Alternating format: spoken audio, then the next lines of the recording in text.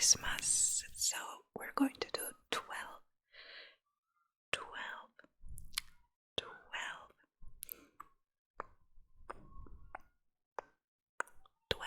days of BOOKMAS. I'm here in my green pajamas. I don't know if you can really see that, but she is so stinking cute and so soft. I love these pajamas. We're going to talk about all the books on my holiday TBR. This year I decided I want to let myself just read holiday books because I need to get into the spirit of Christmas a bit more, you know. I need some help with that this year, and I don't want to have like full on December TBR that I will not feel like reading, you know, because I just want to enjoy some Christmassy books this year. Also, I've already met my 2025 reading goal in August. I met my original one of 50 books in August, and then I upped it to 70.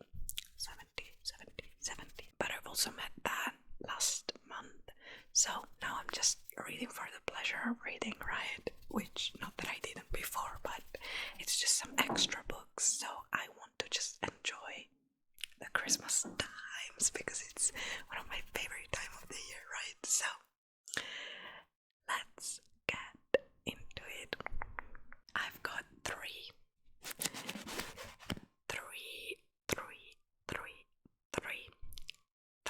physical books, and then we have some Kindle reads and some audiobooks as well that are on my list. So shall we start with the physical books?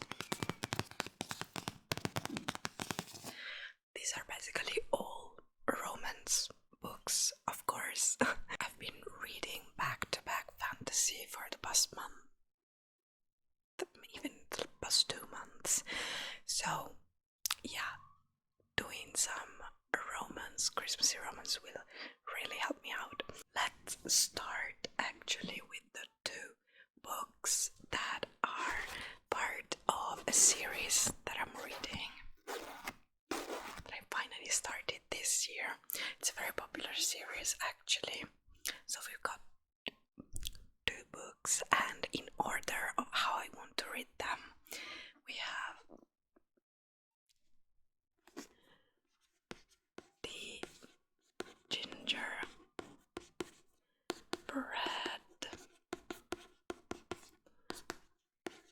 Bakery. The Gingerbread Bakery by Laurie Gilmore.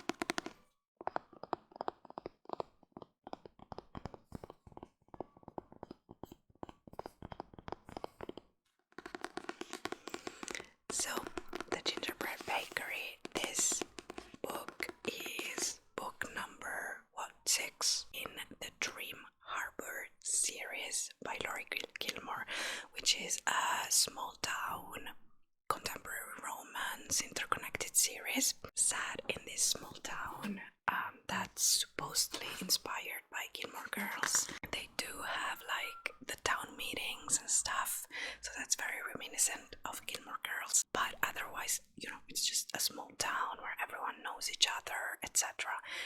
To me, it doesn't feel like as much Gilmore Girls as other books have felt, but I see where the inspiration might come from, you know. And there even is a tiny little map of the town, which I find so stinking cute. Usually we only get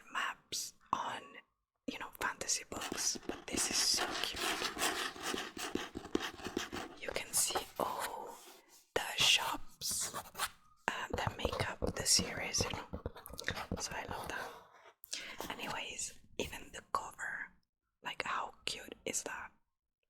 It's very Christmassy, but to me it shows that I don't know when it takes place, but I feel like this, I want to read this first, even if technically it's the latest release in this series, but I really want to read this first because I don't know, it gives me the vibes of it's leading up to the Christmas season, but it's not quite Christmas, you know.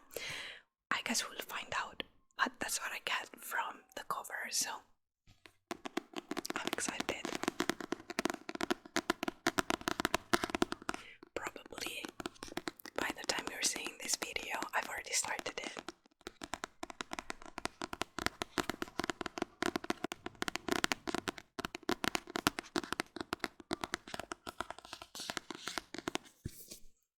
So let's read the blurb, shall we? As owner of her beloved gingerbread bakery, Annie Andrews should have a love life to match her business, sugary and sweet. But instead, she's locked in a battle of wills with the irritatingly upbeat bar owner down the street. Mac Sullivan has everything he wants, except the girl he dreams of. It's easier to argue with Annie than get her to talk to him, but with Jeannie and Logan's wedding coming up, they're about to spend a lot more time together.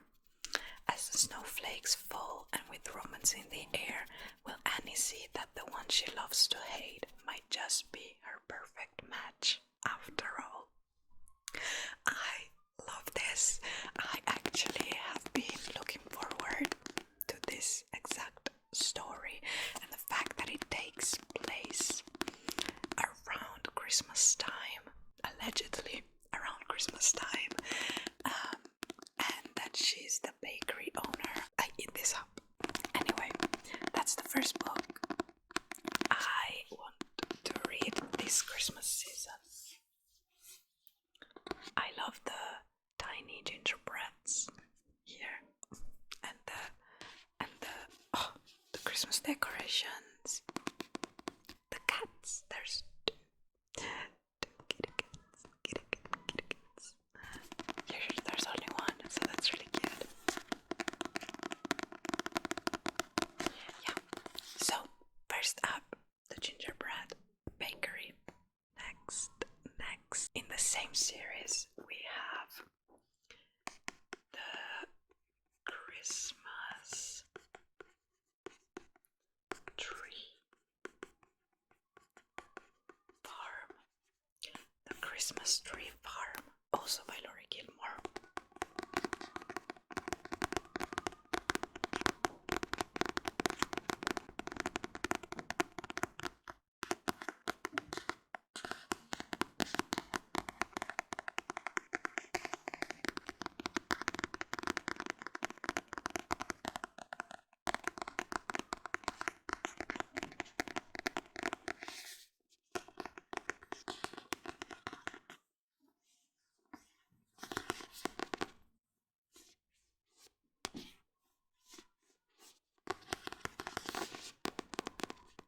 So this is the Christmas tree farm. Look at this cover, also perfect.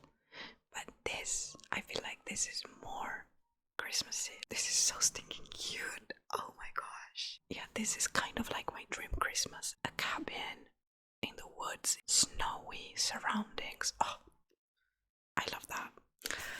Anyway, this book actually, from what I know, follows two characters that are not from the town. So they are new in town and you don't really know them, therefore you don't really know them from, you know, the other books in the series, which is nice because I get to, you know, find out about them for the first time. These books are quite the quick read, you know. They're always around 300 pages, which is a good length, I feel like, for a romance book.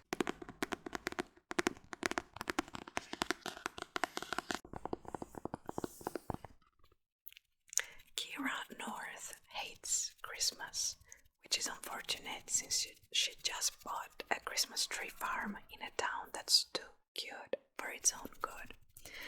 Bandit Ellis is on vacation in Dream Harbor, trying to take a break from both his life and his constant desire to always fix things.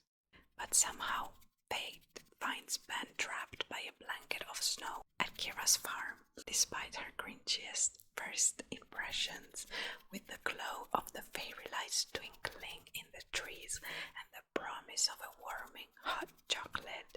Maybe, just maybe, these two lost souls will have a Christmas they'll remember forever. Oh, how cute is that? Oh, I'm here for it.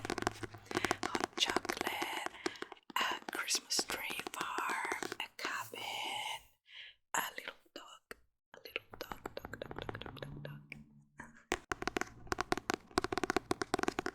I love this. And I mean, I do have a Grinch pajamas, which implies the fact that I love the Grinch.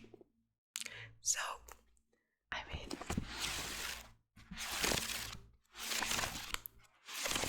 that is the Christmas tree farm. The magic starts here. So cute, so cute. So that's the second book on my holiday TBR. Moving on. We have an anticipated new release because I love this author. Granted, I've only read one book from her, but it was enough to let me know that I really like her writing style, right? So this new book came out this year, and it's a retelling of another Christmas tale I really like. So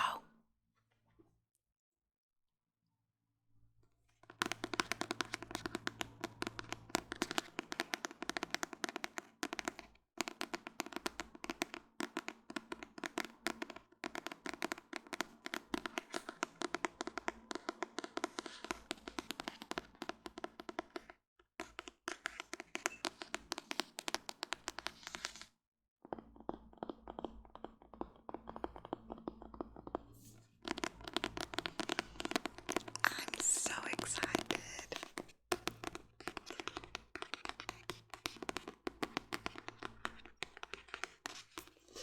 This is Good Spirits. Good Spirits.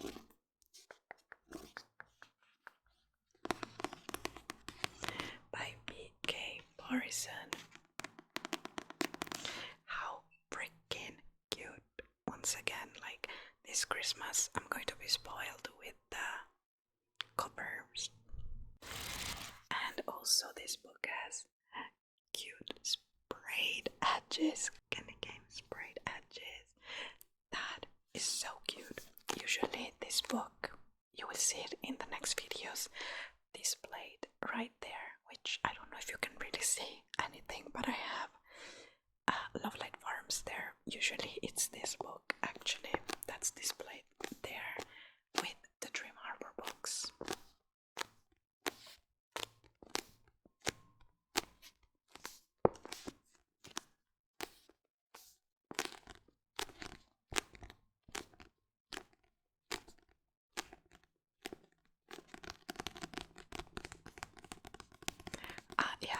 I look forward to this a lot, and I think I'm going to be reading this on Christmas week, because this is a Christmas Carol retelling. He's the ghost of Christmas past, but she's not exactly Scrooge.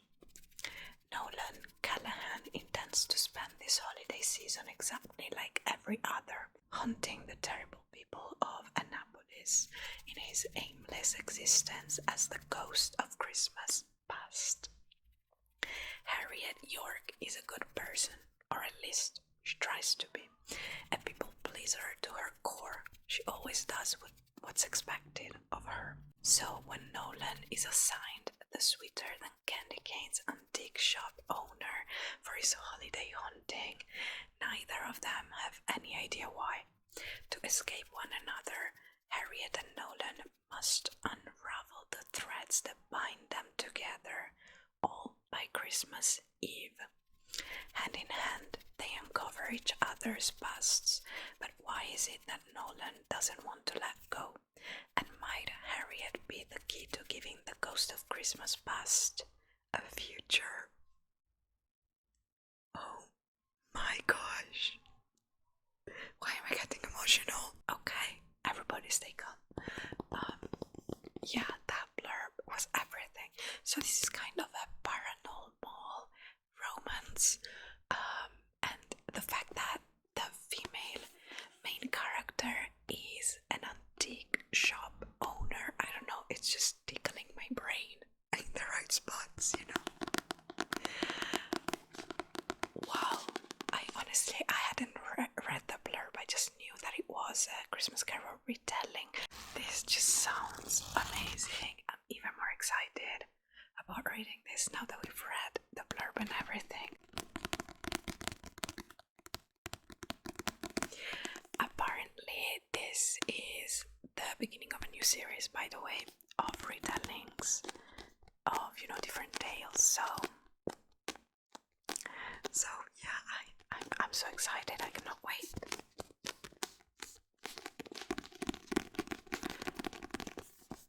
That was Good Spirits by B.K. Borison. Moving on. We've got some Kindle reads to talk about. How My Neighbor Stole Christmas. How My Neighbor Stole Christmas by Megan Quinn. This is a book that was very popular last year and I didn't get to it, but this year I read Till Summer Do Us Part by Megan Quinn and I really enjoyed it. It's such a good rom-com. It's a real rom-com where both the romance and the comedy parts were done very well in my opinion. So I really want to get to this year. I feel like it's gonna be so much fun. Plus, once again, it's a Grinch retelling. This can only be a good time in my opinion. And the fact that so many people liked it last year just tells me that, you know, it's worth it. But yeah, so this is How My Neighbor Stole Christmas. I don't really know anything about it apart from the fact that, I mean, it's even just from the title, it's clear that it's a Grinch retelling, right? So let's just read the blurb together, shall we? Every Kringle in Kringletown celebrated Christmas a lot, but Coal Black on Whistler Lane unfortunately did not, as his fellow citizens decorate their quaint town, brimming with carols and glad tidings. Cole wants nothing more than to hibernate the winter away, but his dreary plans are thwarted when his Christmas nemesis, Storyteller, moves in next door to care for her Aunt Cindy. Immediately, the new neighbor turns his life into a real nightmare before Christmas, especially when she decides to enter the town Christmas Kringle contest in honor of Cindy, and better yet, Story is determined to win. Over Cole's dead body she will, with help from his friend Max, Cole decides to enter the competition as well, to beat Story at her own game by pretending that this hometown Grump's heart has grown 3 sizes this season and is fallen for the Garnet backstore. And unfortunately for Story, she has to follow his lead to have a chance at the Christmas Kringle title. But the competition isn't the only thing that heats up. Cole and Story's fake relationship becomes very real, and before they know it, they're attempting to hide it from Aunt Cindy.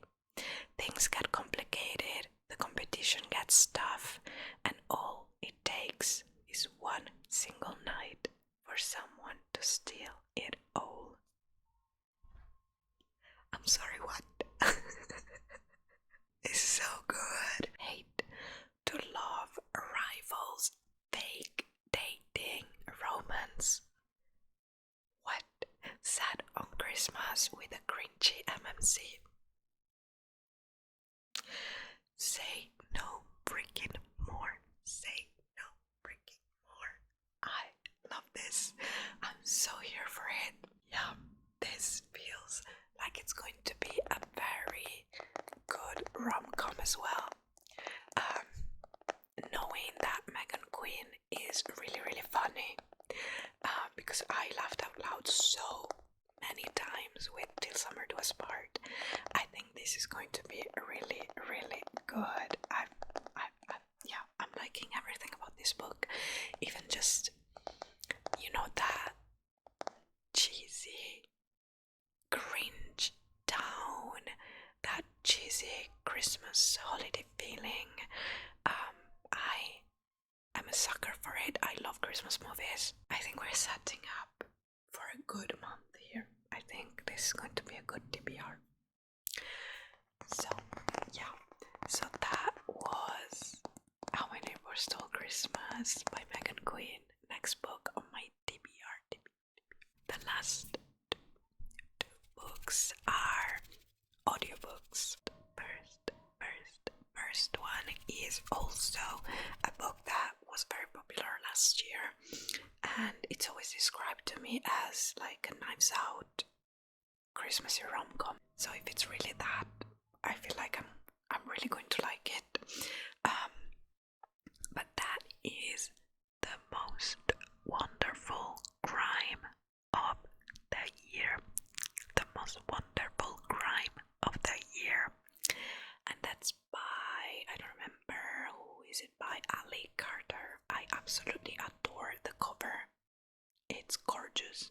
I find it gorgeous. I almost bought this book in like physical form, but I don't want to buy Christmas books unless it's from an author I really, really love, and I want like all of their books or a series I'm already reading. So, for example, these three I can justify in my head because these are part of a series I'm already reading, and this is B.K. Borison. So anyways, I will want to own her books because I like her writing, right? But if I don't really know the author and I know I'm only gonna look at this book once, read it once and be done with it, I don't want to necessarily have it on my shelves, but I might get it on Kindle as well, just so I can, pick and choose how to read it. But anyways, since I know nothing about it, let's just jump into the blurb. This says, Knives Out gets a holiday rom-com twist in this rivals to lovers romance mystery. So yeah, good vibes.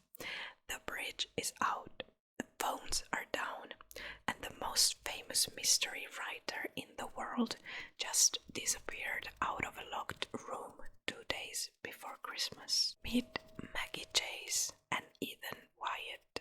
She's the new queen of the cozy mystery, and he's Mr. Big Time Thriller guy. She hates his guts.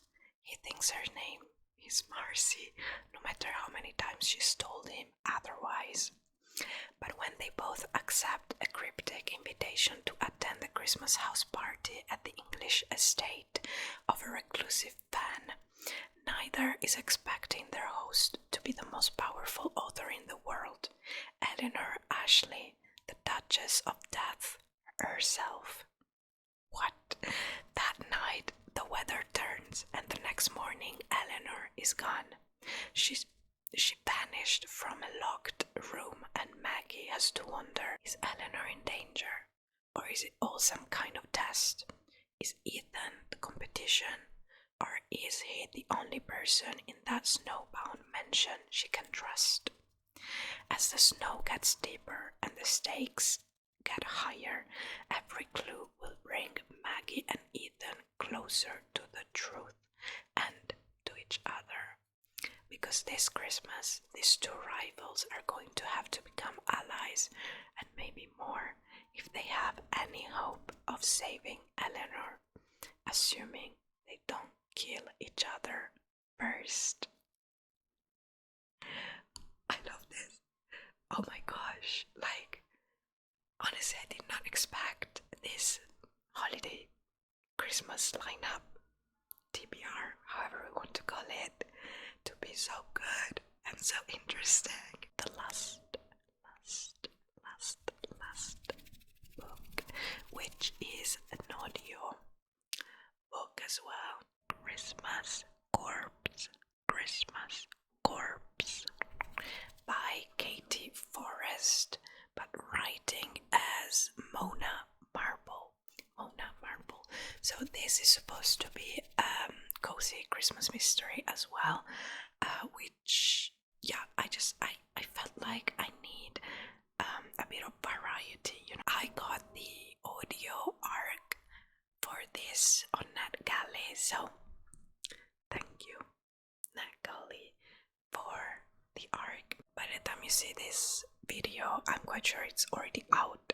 So, yeah, it's supposed to be part of a new, cozy mystery Christmas series. So let's just read the blurb because I read it once a long while ago, so I don't remember anymore. Welcome to Candy Cane Hollow, where every day feels like Christmas. Holly Wood, yes, that's her real name, is driving home for Christmas and not feeling too happy about the empty house waiting for her. When her car skids into a snowbank, she's rescued by a sweet old lady who promises her name is Mrs. Claus. Holly is taken to Candy Cane Hollow to recover and finds herself in a genuine winter wonderland. As Christmas Day approaches, the grouchy medical receptionist appears to have been poisoned by a mince pie. And to Holly's surprise, Mrs. Claus is the prime suspect. With Mrs. Claus under suspicion, Holly vows to return the woman's generosity by clearing her name. Maybe it will impress Mrs. Claus's dimpled dish of a son, too. Christmas Corpse is a festive, cozy mystery, and it's a clean read, free from swearing, on-page violence, or sexual content. Just a quick cute audiobook for, my winter walks this month, etc. And I will let you know next month whether I read all of them and what I thought of them, of course. That was my Christmas holiday TBR. Let me know in the comments what you are planning to read for the Christmas holidays. If you have set TBR, if you're going to read, holiday books, Christmassy books or not, let me know. But otherwise, welcome to BOOKMAS. I think we're going to have a really good time together this month. If you missed the announcement on my November wrap-up video, don't forget to check out the latest post on our community tab, because I'm going to do a giveaway/giftaway this Christmas season to celebrate BOOKMAS and to thank you for reaching 1k this year. So don't forget to check that out. I hope you will spend this Christmas season with me. Hopefully then I will see you in the next one. If you like this video, as usual, don't forget to click the like button and subscribe if you're not already. Join our Bookish family this BOOKMAS season. I would love to have you here and yup, about books together. Yeah, hopefully I will see you in the next one.